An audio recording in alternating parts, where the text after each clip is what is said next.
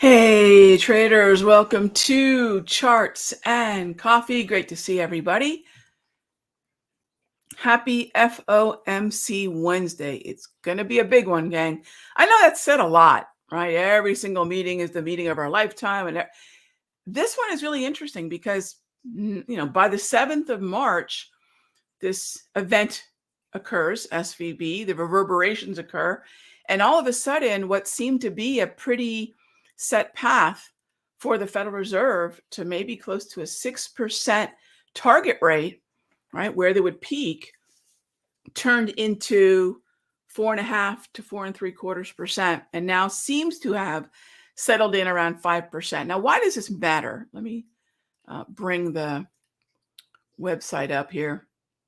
And this is what we have here at 9:01 in the morning, obviously 5 hours in front of the FOMC. And you'll see here an 87, almost 88% probability of going to 4.75 to 5%, which does represent a quarter point hike. This isn't about what should they do. This isn't about speculating about what will they do. This is what is discounted. Because remember, gang, whenever we have volatility, whenever we have these sudden moves, it's always the chasm between what we thought was going to happen or what we didn't know was going to happen and what ultimately did happen. And then the readjustment of that is the game, right? The game is not predicting these things are going to happen, not even directionally necessarily. The game is always what is factored in, and then how different is it from what we thought, right? So that's where we sit. What gets interesting is, where do we peak? And there is a potential for May to hike again to 5 to 5.25%, which absolutely has been the most recent average for expectation. And then we level off in June. Now, the next question is, how soon, how quickly does the Federal Reserve start to cut? And that is probably where the Fed Fund futures, we as traders and investors, have it wrong. And we'll find out from Jerome Powell today. Does he agree with getting to 5 to 5.25%? Probably, because up until March 7, with day one of Humphrey Hawkins, that's pretty much where we were. So we're back there. Now it is, does he need to reset the expectations about how quickly the Federal Reserve is willing to cut? All right. So that's the narrative, gang. That's it. So the shock is not necessarily going to be a hike or two. That's discounted. The shock is probably going to be, we've got the tilt to more of a loosening monetary policy, the cutting a little too aggressive, maybe pushing out further in the year. That is data driven, gang. This is not speculation. This is just data driven. Let's look at what the data says. In this case, the Fed Fund futures, and everything else. I'll be straight up. Everything else, and we're taking a look at trading view charts here, falls a distant second. Technicals, levels, price levels, trends. All of this could change very quickly based on what Powell says. So, as always, gang, thanks for joining me for Charts and Coffee. Let's get to the questions. All right, first up is Jet Jockey. How are you, my friend? AMD, 1 hour. Yeah, let's do it. Let's take a look. And those of you that are either in the live trading for the DPMR masterclass, those of you, oh, by the way, I've been getting a couple questions since this is, I think, tomorrow or today is the last day for the sale that's happening. I always like to let you all know when things might be less expensive and when you all can save a little money, put that money in your trading accounts. So I got some questions about the DPMRs. No, the DPMRs are not part of the sale. The DPMRs are not available in the store for those of you that did email me. And those are only available with the class. So simplertrading.com/masterclass. And it will be that way for quite some time as I support the brand new adopters of this tool. And then we'll move on at some point to, and I don't know when that's going to be, but it will not be anytime soon.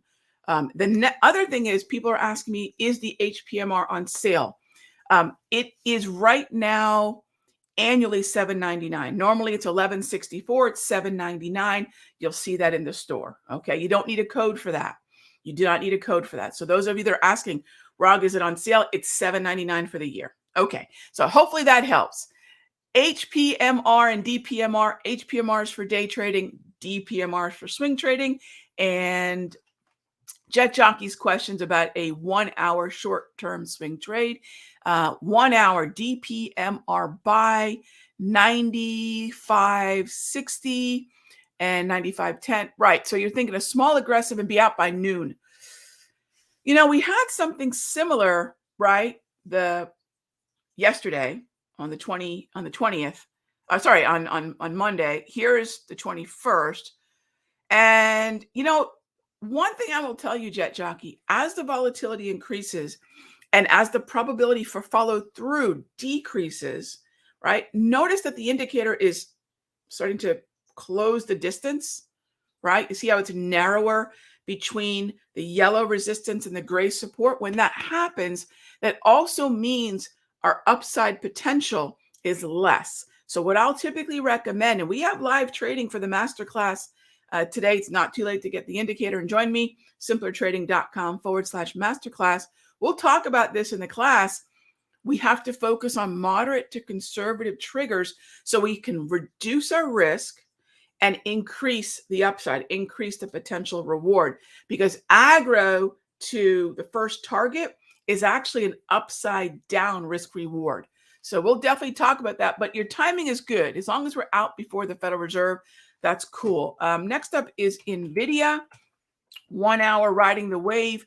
Now, here's another thing. Let's remember that we don't want to day trade, but I love that you're looking at that 1 to 3 day window that we've talked about since last Tuesday as we get closer and closer to Powell. I don't want you using, and I don't think you are, Jet Jockey, but this is for everybody. The 1 hour is not about day trading, although sometimes we might end up with a day trade. You can see that we bounced off the gray area, moved up to the yellow. It should be at break even, if not a trailing potential at this point. So if we look at riding the wave here, let's forget this is a Powell day and let's kind of talk about it generally, sort of a generic DPMR. Top, middle, center. That's it. Top, middle, center in terms of the zone, right? And we scale in accordingly. All right, next up. Hey there, Stacy. Yes, thank you. If this is a needle mover for you all, I know it is for me. I enjoy this 20 minutes with y'all before we hop into the Sector Secrets Mastery Room every morning. Yeah, I appreciate that, my friend, my fan club president. All right, Robert, good morning. I bought 1,000 UNG shares and at $7.20. Okay. I'm presuming on the weekly or the daily, it's a tricky one, right? If we go to the weekly, still in a downtrend. We go to the daily, you know, still struggling. We haven't put in a new low yet, though. That February 21 low at $7.14, you've got a great fill, you know, obviously. And we've got a similar trade going on right now in the Sector Secrets Mastery where we've bought UNG calls that expire in June. And we've got tolerance of really 25 to maybe even 50% of what we paid because it was such an inexpensive seasonal setup that allows us the latitude to deal with all this mess in CHOP and arguably this downtrend. So I've got skin in the game, right? So I do want to mention that. So based on the seasonal bullishness that I've mentioned a few times, remember, seasonals are not setups, right? Tendencies are not trades. But that said, historically, we're going to peak in June. Hence, that's where we have our expiration for the UNG calls. Great question, Robert. You know, how much of a window do we have? And that window is getting shorter and shorter. Here we are at the end of March, April, May, boom. So we're running out of time for UNG to do its thing. It has yet to do it, but at least it's not putting in lower lows any longer. So at least it's a step in the right direction. Okay, next up is, here we go. Mark says, good morning. Spot Forex. Yeah, there's a lot of financial instruments to trade. I'm a fan of Forex, Mark. I think a lot of you know my first three books. When I got a book deal, I was approached to my apparently back the way I heard about it, because I remember asking Wiley, how did you get my name? They said, well, you're somebody in your brokerage told us about you. Like, really? Who knew? But my trading results were good enough. Wiley came to me and approached me with a 3-book deal. And it was on Forex, of all things. I love the Forex markets. In fact, when we go, and I've been trading Forex since basically late 99, early 2000. It's crazy to think about it. My first book came out about 7 years later.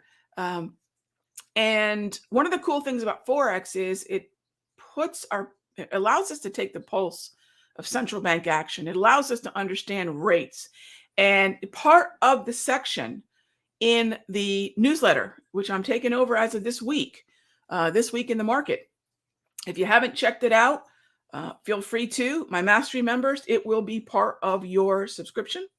But if you haven't checked it out, you want to, it's a very affordable way to understand how I look at the big picture, whether that be sectors, of course, something I do with the Sector Secrets Mastery.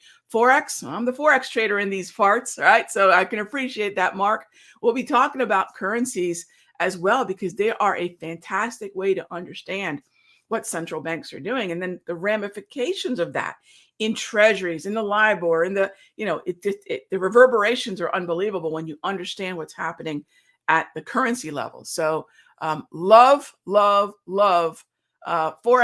Mark, the same tools that I use for just about everything else, except for volume tools, right? Because Forex is off exchange, they do work. And yeah, I love a Forex trader in the house. So I appreciate that. We will be touching on that topic quite a bit.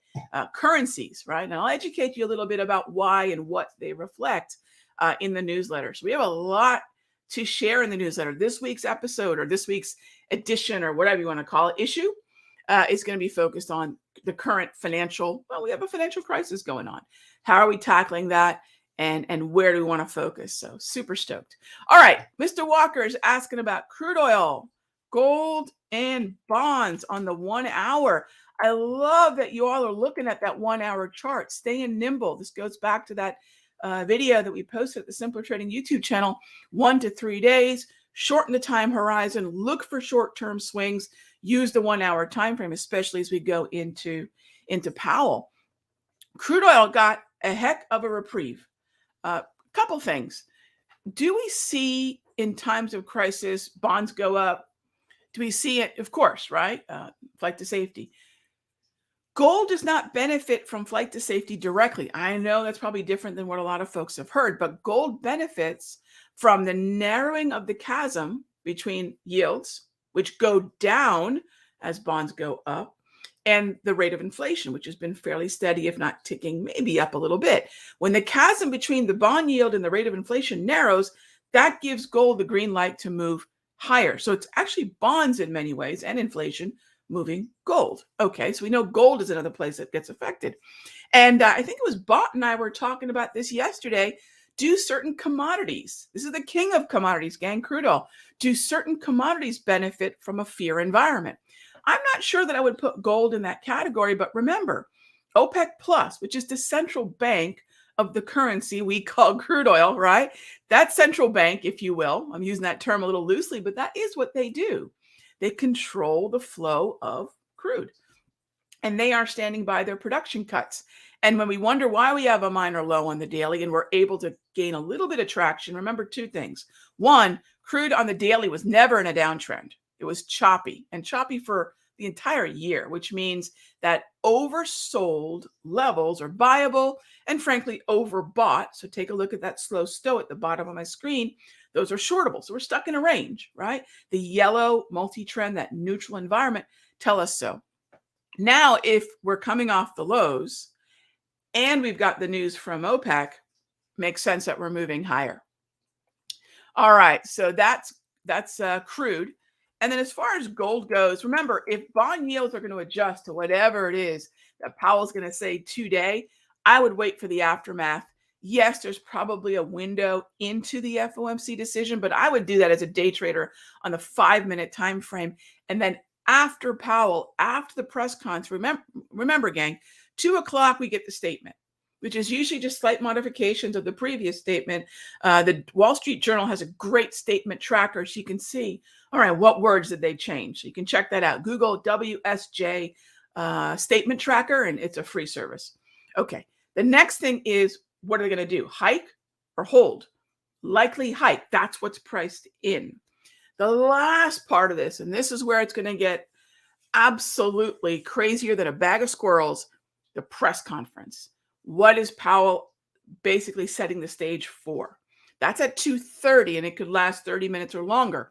So the last hour of today and the way people managing money, looking at the end of quarter, this is going to set the tone, gang. This meeting is going to set the tone likely for how many more hikes are we likely to get? One, if not two, to get us to 5 to 5.25%.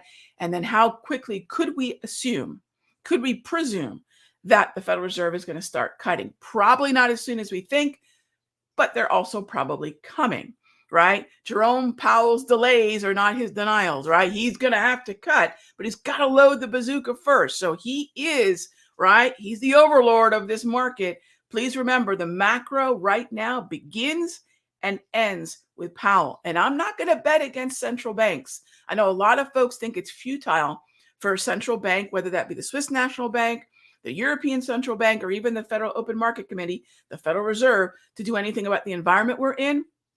Gang, do not underestimate what they will do to continue to prop up the equity markets and the economy. If the last, since 2008, has taught us something, don't bet against them. They're willing to do a lot.